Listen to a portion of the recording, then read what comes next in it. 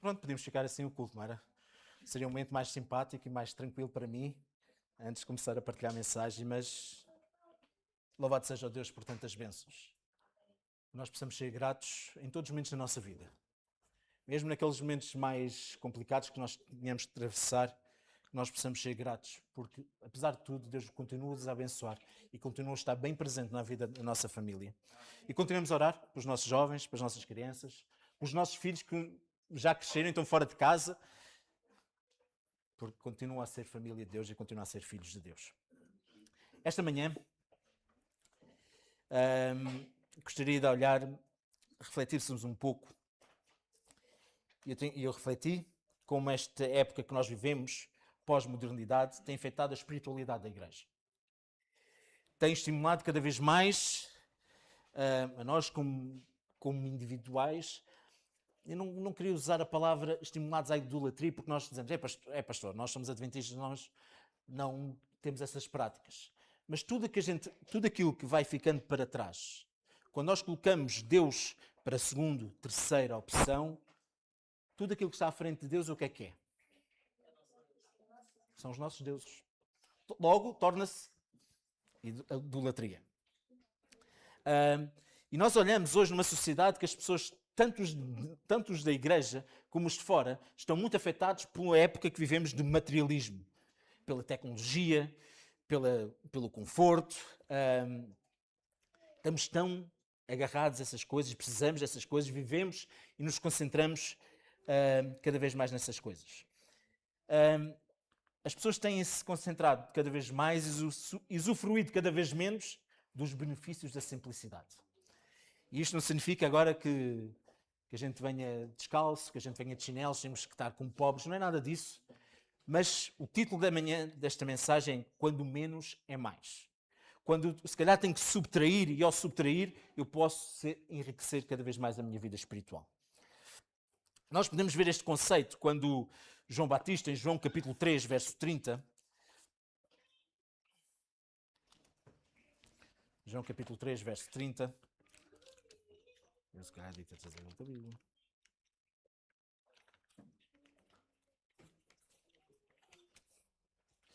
Quando João Batista fala o seguinte, é necessário que ele cresça e que eu diminua. Então é preciso menos de João Batista para que Cristo pudesse crescer. O próprio apóstolo Paulo, em Hebreus capítulo 12, verso 1,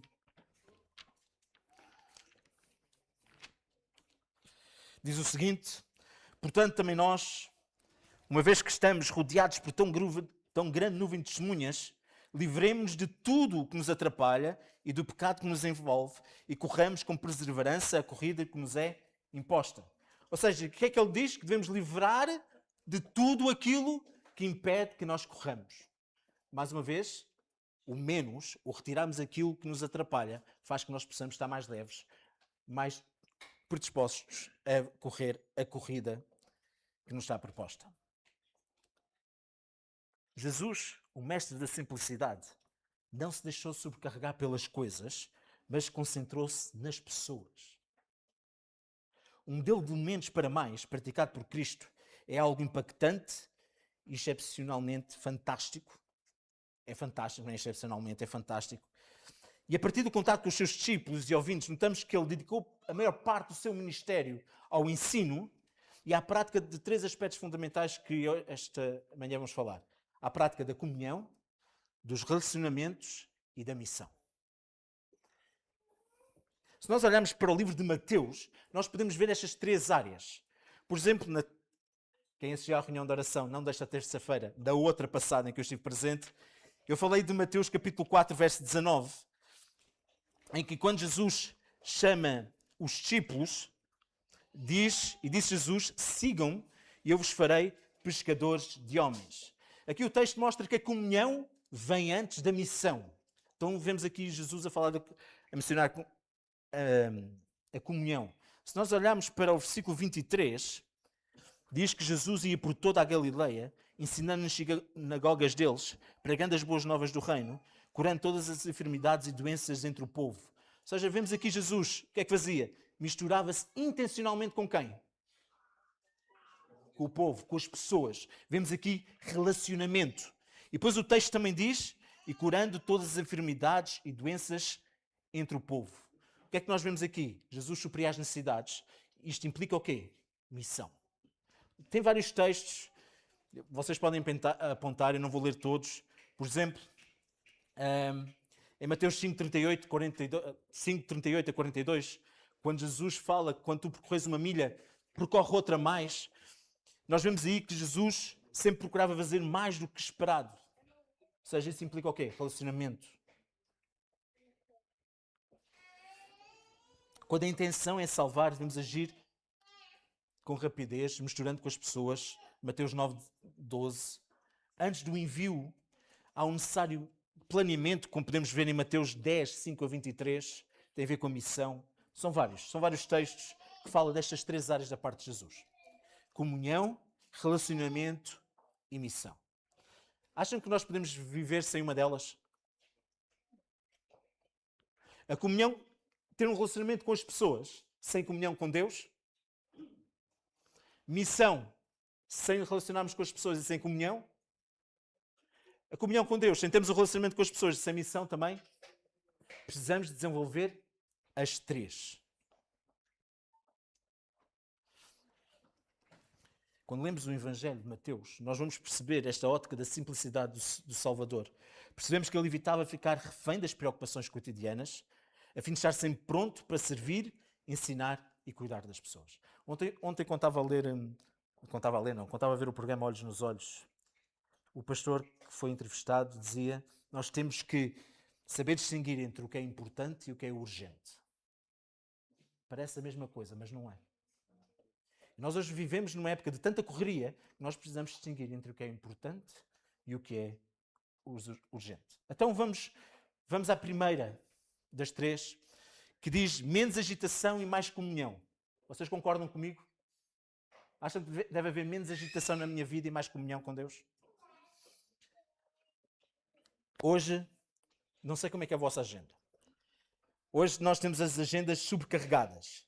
Vivemos cercados por um redemoinho de afazeres que parece que nós não temos tempo. Não temos tempo para aquilo que muitas vezes é urgente. Se nós olharmos para Lucas capítulo 10, nós falamos a história, quando falamos de estar ocupado, nós pensamos sempre em quem? Maria não estava ocupada, Marta. Nós pensamos sempre em Marta.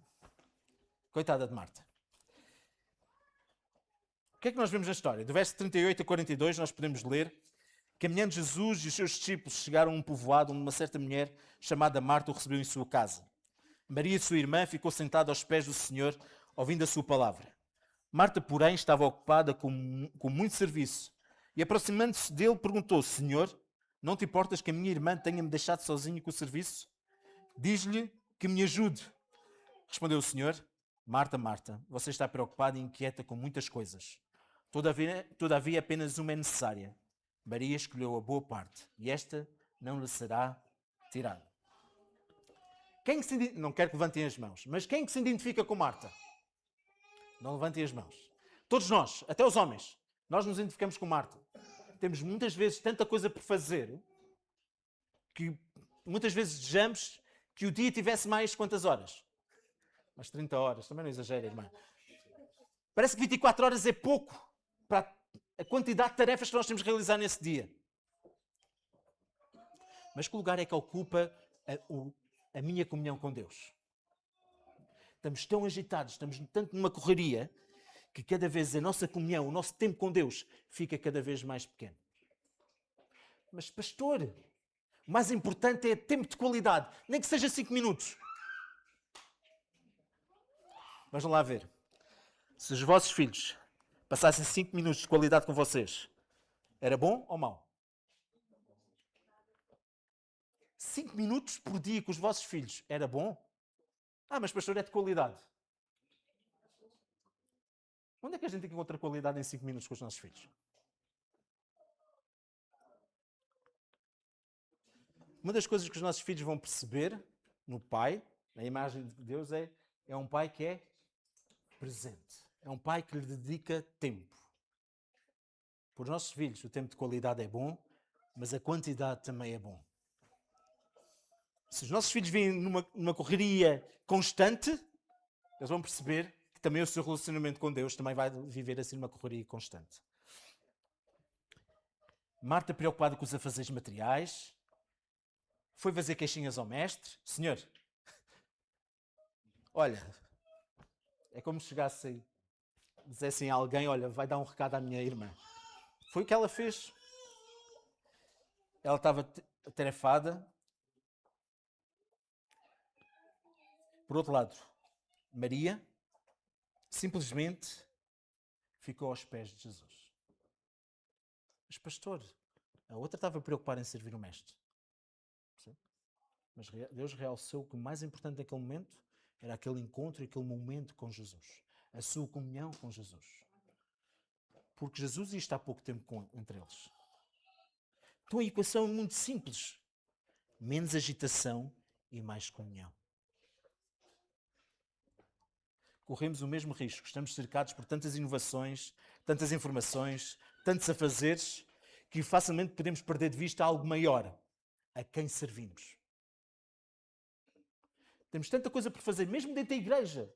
Mesmo fazer coisas para a igreja. Estamos a fazer tanta coisa e nos esquecemos de ter um relacionamento com quem servimos.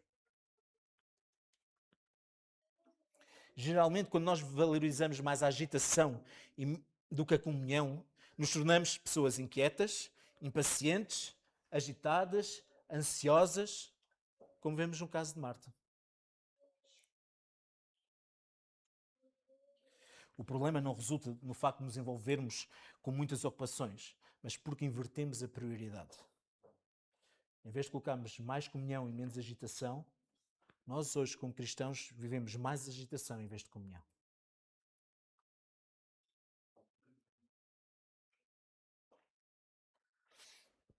Para Jesus, o melhor consiste em menos agitação todo o dia e mais comunhão o dia todo. Comunhão o dia todo não significa que eu tenha que estar a ler a Bíblia todo o dia com Jesus. Mas nas tuas tarefas, tu podes fazer as tuas tarefas com quem ao teu lado? Com Deus. Estás em comunhão, na certeza que vivemos na presença de Deus em cada tarefa que tu fazes na tua vida. Isto deve alterar as nossas práticas cotidianas e nos enquadrarmos na expectativa do céu. Menos likes sobre Jesus, digamos assim, e mais contacto com Jesus. Menos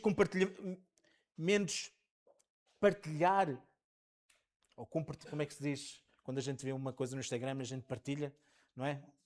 Menos compartilhamentos sobre Jesus e mais contemplação de Jesus. Já repararam? Mas, Senhor, nós já estamos a partilhar uma mensagem. Mas o que é que isso serve se não tens um relacionamento com Deus? O que é que isso serve se não contemplares a Cristo? Salmo 27. Salmo 27 é um dos meus textos favoritos. Salmo 27, verso 4. Não está aqui nos meus apontamentos. Salmos 27, verso 4.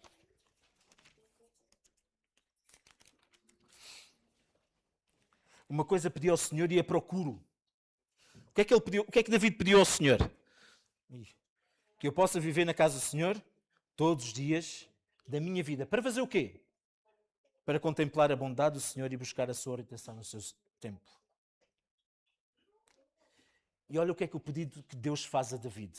No versículo 8. A teu respeito, diz o meu coração, busca a minha face. Qual foi a resposta de David a este pedido? A tua face eu buscarei. Como é que nós podemos buscar a face de Deus se nós estamos agitados com tanta correria? Ninguém está a dizer que vocês não têm que ir para o trabalho, ninguém está a dizer que vocês não têm as vossas responsabilidades, mas muitas vezes parece que nós já temos a cheia ocupada e o que é que nós fazemos mais? Vamos colocar mais alguma coisa sobre a agenda. Que tempo é que temos com o nosso Deus? Isto é muito importante. Foi-me com os discípulos. Para os discípulos também era importante, em primeiro lugar, a comunhão. Não esperemos chegar ao limite para perceber que um espírito agitado, frenético, acelerado e descontrolado prejudica o crescimento espiritual e causa desânimo. causa desânimo em cada um de vós, causa desânimo em termos pastores, causa desânimo em todos. Talvez seja necessário eliminar algumas atividades da vida pós-moderna para retomar a essência da vida espiritual com o nosso Deus. Em Desejar as Nações, página 525, que fala deste episódio de Maria e Marta, diz-nos: Marta precisava menos de ansiedade em torno das coisas que passam e mais pelas que permanecem para sempre. É verdade? Marta precisava de menos ansiedade em torno das coisas que são passageiras e mais pelas que permanecem para sempre. Parece que muitas vezes o nosso foco está naquilo que é passageiro e esquecemos daquilo que é urgente, a minha comunhão com Deus, porque essa é eterna. Então é a nossa primeira pergunta: o que é que posso retirar da minha vida, que possa reduzir na minha vida, que tenha efeito mais no meu relacionamento com Deus? Já repararam? Se calhar há coisas na minha vida, durante a agenda, durante a semana, e eu, Senhor, eu posso retirar isto. E ao retirar isto, ou colocar menos isso na minha vida, eu posso acrescentar mais tempo de comunhão com o nosso Deus. Então cada um deve refletir: Senhor, o que é que na minha vida cotidiana eu posso reduzir para que eu possa ter mais tempo de comunhão com Deus? Então falamos aqui da comunhão. Relacionamentos. Menos virtual e mais real. Concordam com isso? Hoje há pessoas que dizem que têm namoradas de forma virtual. Têm amigos virtuais.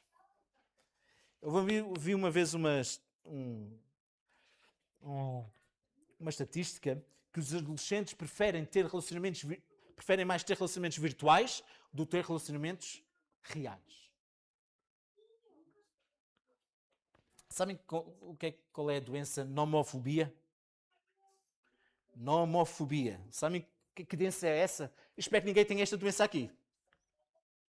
É a ansiedade exagerada de ficar sem telemóvel e sem rede de internet. Nomofobia. Memorizem. Quando nós ficamos sem internet, quando ficamos sem telefone, lembra-se do apagão. Ficamos o quê? Desesperados. Ficamos descansados. Até a gente acha estranho, porque as pessoas começam a conversar connosco. Não é? O que é que isto faz? Faz com que as pessoas fiquem cada vez mais isoladas umas das outras. Uma vez vi uma imagem, ou um videozinho, já foi há alguns anos, que estava um pessoal à mesa, com os pés na mesa, a mexer no telemóvel, e um queria ir à casa de banho ou à cozinha, e em vez de dizer assim: olha, podes baixar as pernas para eu passar, o que é que o jovem fez? Uma massagem para ele para desviar as pernas, não é? A dependência dos relacionamentos por meio de contactos virtuais tem levado as novas gerações a buscar saber mais sobre a pessoa do que estar realmente com elas.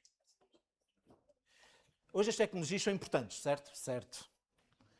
Nós transmitimos as mensagens, nós temos muitas vezes os nossos projetos também, partilhamos coisas, mas isso não deve tirar a importância de estarmos com as pessoas.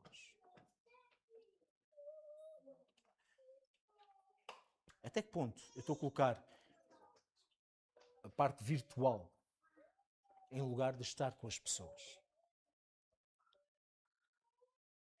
No mesmo relato de Maria, mostra que ela estava o quê? Estava isolada. Ela queria estar ali na cozinha, em vez de aproveitar um relacionamento, de estar com a sua irmã, de estar com Cristo. E Cristo é o exemplo de que a importância do contacto pessoal é importante. Ele era intencional nos seus relacionamentos. Ele não fazia nada sem ter uma intenção intencional, desculpem, de alcançar as pessoas. Ele misturava-se com as pessoas. Tanto que Ellen White fala que este lar para Jesus, o lar de Marta, Maria e Lázaro, ele frequentava esse lar quando precisava de escapar dos contactos frios, suspeitos e invejosos dos fariseus. Porque sabia que naquele lar ele iria receber acolhimento pura, santa amizade. Ali podia falar com simplicidade, sabendo que as suas palavras seriam compreendidas e entesouradas.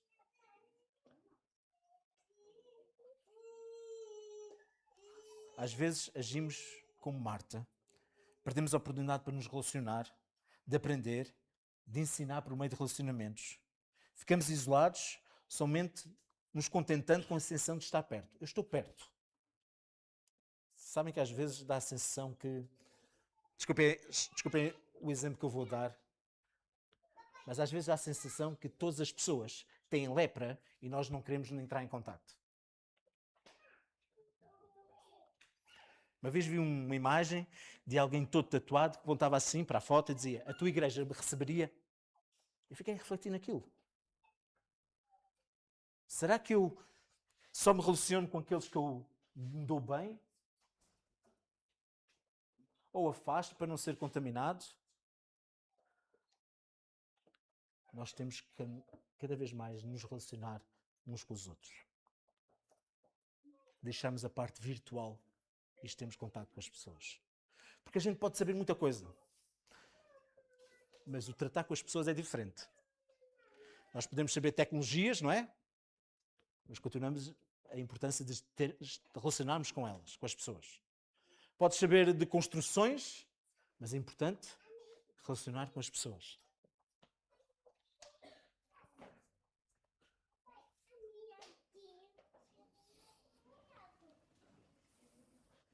Ninguém está imune à síndrome de Marta, preferindo muitas vezes ficar isolado em qualquer ambiente, preocupado com muitas coisas, em vez de se relacionar, interagir pessoalmente com elas. A minha reflexão, a minha pergunta para este tópico: será que que tempo é que eu passo realmente com as pessoas? Será que eu estou mais preocupado em saber informações delas do que me relacionar com elas?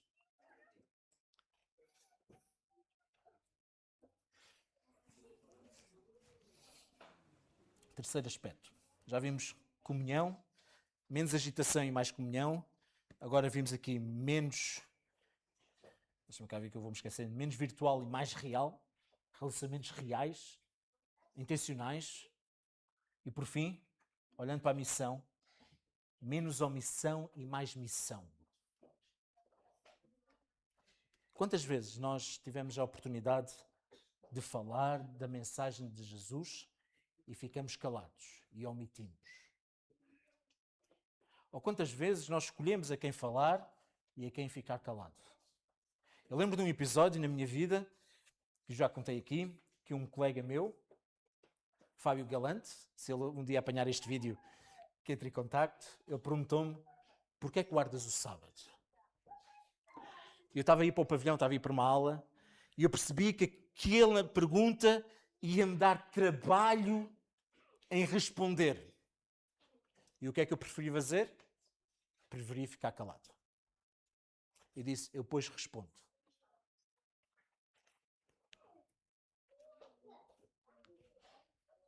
Sabem quando é que eu respondi? Até hoje, meus queridos irmãos. Ficou peso na consciência de que Deus me deu, tinha 15 anos, 16 anos, Deus deu-me uma oportunidade de, quem sabe, aquilo que eu falasse pudesse produzir frutos na vida daquele meu colega futuramente. E eu preferia olhar e dizer: dá-me trabalho, não me apetece falar, e ficar calado.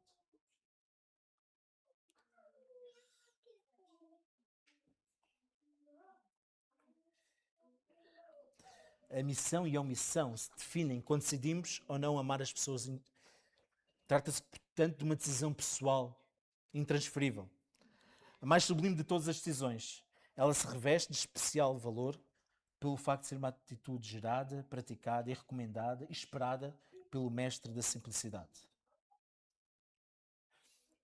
Quando olhamos para João capítulo 4, nós não vamos ler, mas conta aí a história de uma mulher, a samaritana.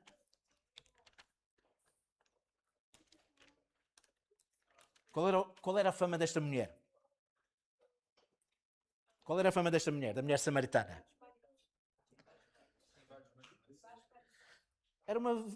Tinha uma vida de má fama, certo? Vamos pôr assim numa... Qual era a reação da comunidade para com ela? Ninguém queria. Ela foi ao meio-dia buscar água ao poço para que ninguém fosse vista. E a minha pergunta é, será que não existem muitas mulheres samaritanas aí? Se eu vivesse naquele tempo, será que eu ia ter com ela ou não? Será que o peso da má fama dela impediria de lhe partilhar a mensagem?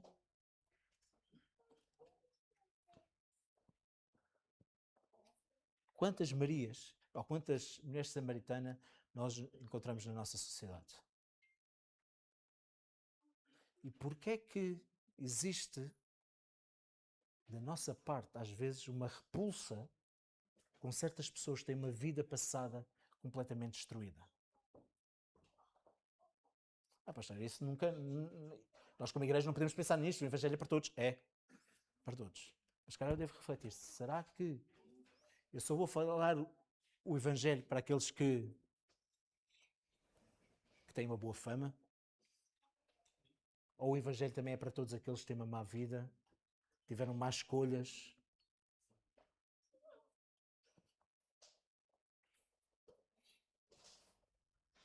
Do ponto de vista humano, seria mais fácil e natural se omitir do que dar atenção a alguém cuja reputação era questionável. Jesus, no entretanto, contrariando o conceito e cultura da época, não impediu-se a si próprio de amar aquela mulher.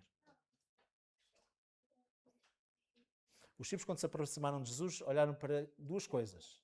Estava a falar com uma mulher e estava a falar com uma samaritana.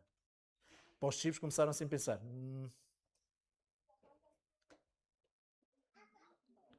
o Salvador, porém, buscava a chave nesse coração dessa mulher. Contato nascido de divino amor, pediu, não ofereceu um favor. Esse encontro podia não fazer parte da sua agenda oficial, mas contudo, Cristo sempre esteve atento e disponível às oportunidades de salvação. Se quisermos nos tornar mais semelhantes a Ele e menos parecidos com os omissos, precisamos estar disponíveis ao Espírito de Deus para ver e valorizar os necessitados mais do que valorizamos a nossa agenda. O Espírito Santo nos guiará e levará onde existem corações necessitados dele. Decidir amar aqueles com quem entramos em contacto ou nos omitirmos friamente é uma questão de decisão. É uma decisão tua, que envolve salvação ou perdição. Quando Deus nos coloca em contacto com alguém, ou ainda nos conduz a um endereço aparentemente errado, Ele não espera uma desculpa, nem uma impressão de que foi coincidência. Não. Ele espera que aceitemos a sua providência e não nos omitemos a cumprir a missão. Meus queridos amigos, neste terceiro aspecto, Deus me convida a refletir, a dedicar mais às pessoas, independentemente da história da vida delas.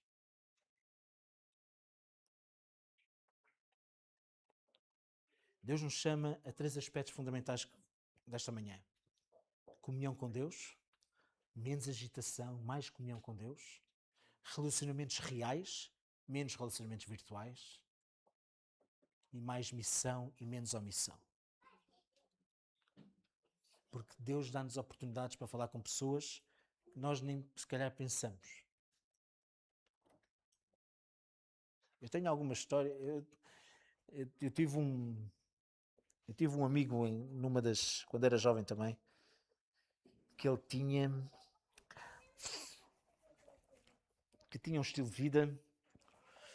Parece que aquilo que eu vou falar é às vezes trago experiências da minha vida que trazem má imagem ao pastor, mas eu lá não era pastor, é que irmãos.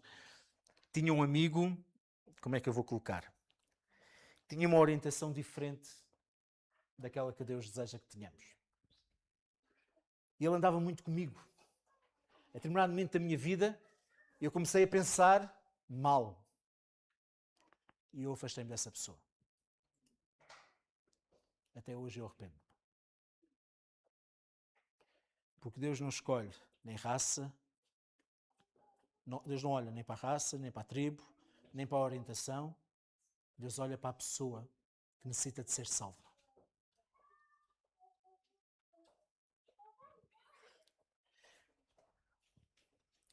Na vida espiritual, relacional e missionária, menos pode ser mais quando seguimos os passos e imitamos o exemplo do Mestre da simplicidade, Jesus.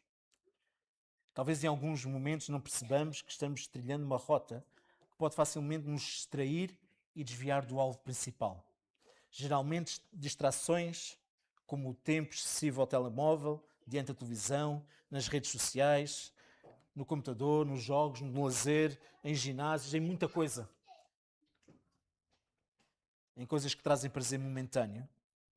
A gente pode não pensar, mas podem produzir atraso na nossa comunhão com Deus, nos nossos relacionamentos com Deus e na missão que Deus nos confiou. Precisamos de ser conscientes de que aquilo que nos está distraindo hoje poderá nos destruir amanhã. Por isso, esta manhã, Deus me convida a olhar e diminuir tudo aquilo que pode afetar a minha comunhão com Deus, que pode afetar os meus relacionamentos reais e que podem afetar a missão que Deus me confiou. E quando nós colocamos menos certas coisas, nós sairemos ricos, nós iremos crescer mais. E é isso que Deus quer. Deus não quer, quando olhamos para a parábola do semeador, houve uma semente que caiu em terreno, cresceu, mas depois foi abafada está-me a falhar a palavra. Pelos espinhos. Obrigado. Qual era o significado disso? Que os afazeres da vida abafaram a mensagem que um dia foi aceita. Meu querido amigo, às vezes Deus nos convida a parar e pensar: Senhor, eu olho para a minha vida, o que é que eu posso reduzir? O que é que eu posso reduzir para eu estar mais tempo contigo? Senhor, olhando para as pessoas. Na última reunião de oração falamos daquele pescador que dizia: eu não gosto de peixe. Algum crime nisso? Senhor, nos meus relacionamentos, o que é que posso diminuir para que eles se tornem mais reais em menos de ser virtuais? E Senhor, na missão,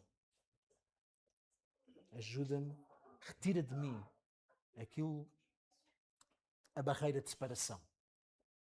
Porque muitas vezes nós olhamos e colocamos barreiras. Senhor, ajuda-me a reduzir isso, para que eu possa ter mais amor, possa ter o foco na missão. Por isso, meus queridos irmãos, que Deus te motive a desenvolver estas 3 áreas importantes que Jesus, na sua simplicidade, focou: comunhão com Deus, relacionamentos reais e missão. Sabem que às vezes quando eu olho e às vezes falo com certas pessoas, dizem: pastor, eu fui a uma igreja A, B ou C, entrei e saí sem ser notado. Se calhar alguns de nós já passamos por isso.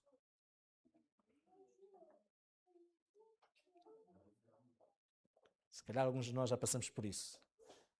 Meus queridos irmãos, que Jesus Cristo seja o nosso exemplo. Que Deus nos ajude a viver estas 3 áreas. Não apenas de palavra, mas de facto e verdade. Porquanto tu cresces em comunhão com Cristo, quando tu aprofundas a comunhão com Cristo, vais sentir o desejo de aprofundar o teu relacionamento com as pessoas. E quando tu aprofundas o teu relacionamento com as pessoas, vais sentir o desejo de fazer o quê?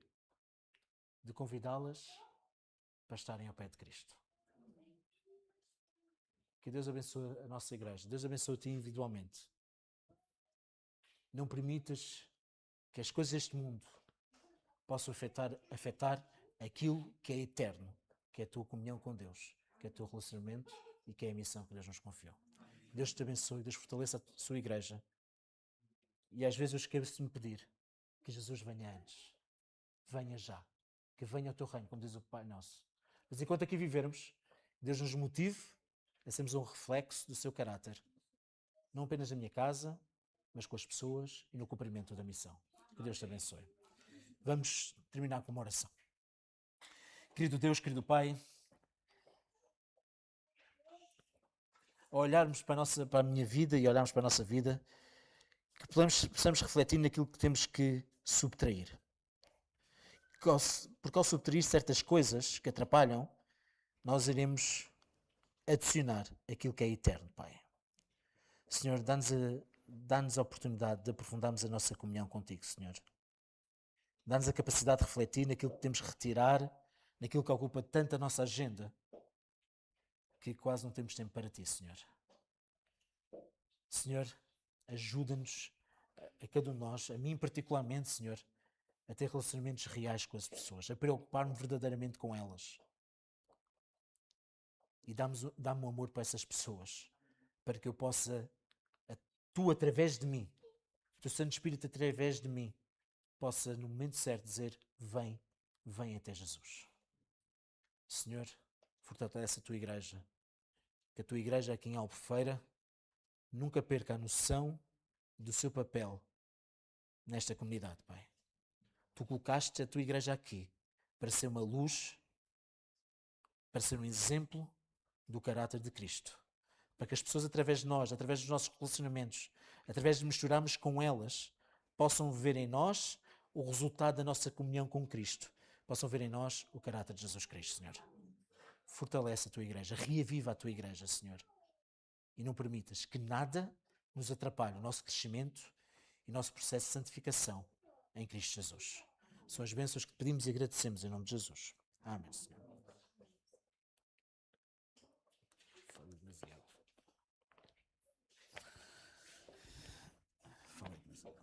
Para concluir a mensagem desta manhã,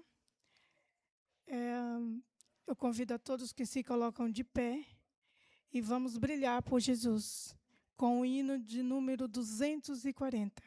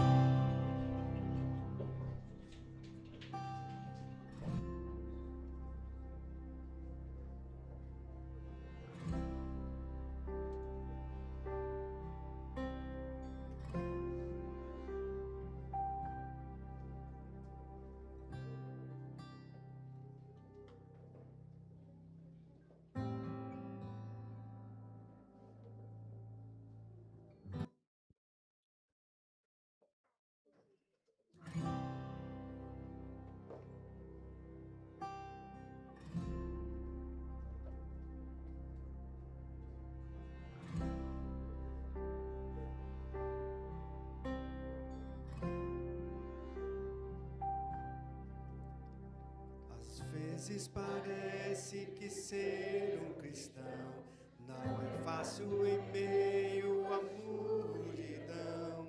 Ainda mais se eu pensar que não é minha luz, devo falar com Deus que o brilho produz.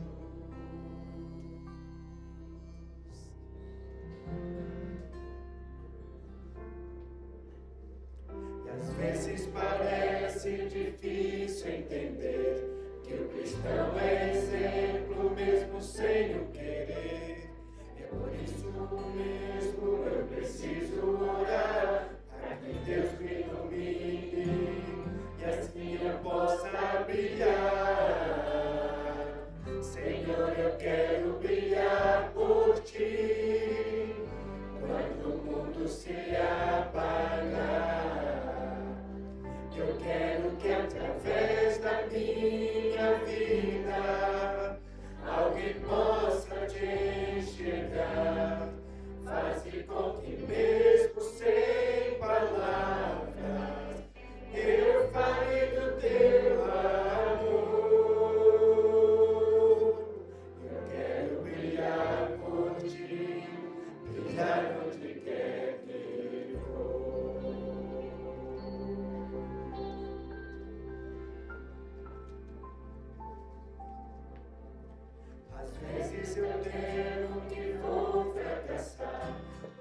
bem que errei, continuo a errar, mas a minha luz parece extinguir-se. Meu Deus, me dá força para prosseguir.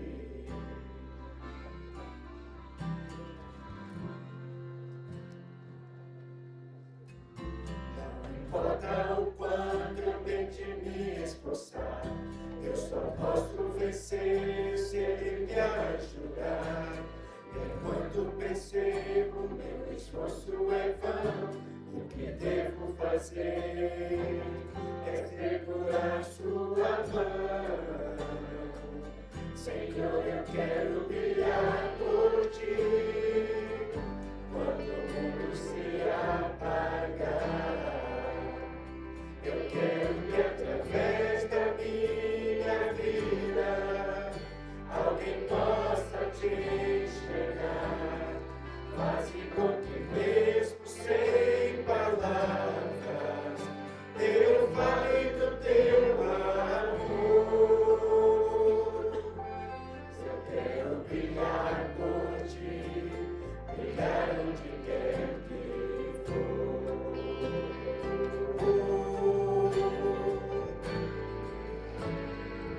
Senhor, eu quero brilhar por ti, quando o mundo se apagar.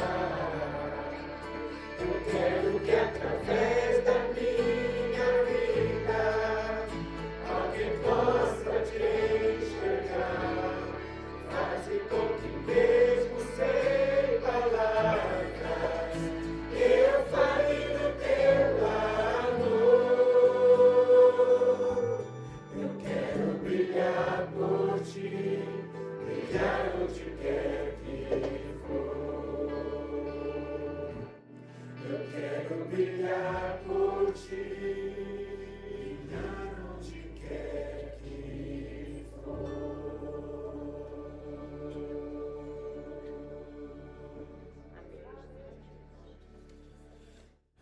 Bondoso Deus, esta é a nossa oração esta manhã, Pai. Nós queremos brilhar por Ti, Senhor. Esse brilho vem da nossa comunhão contigo. E brilhar por Ti significa que nós estamos nos envolvidos em relacionamentos reais com as pessoas, Senhor. E depois, através de nós, através desse brilho, as pessoas vão sentir o desejo de conhecer a Jesus Cristo, Senhor. Obrigado, Senhor, porque Tu nos queres utilizar para sermos uma bênção para as pessoas que nos rodeiam, Senhor. E que assim seja, que as pessoas olhem para nós e vejam uma carta escrita por Deus para cada uma delas, Senhor. São as bênçãos que Te pedimos e agradecemos em nome de Jesus. Amém, Senhor.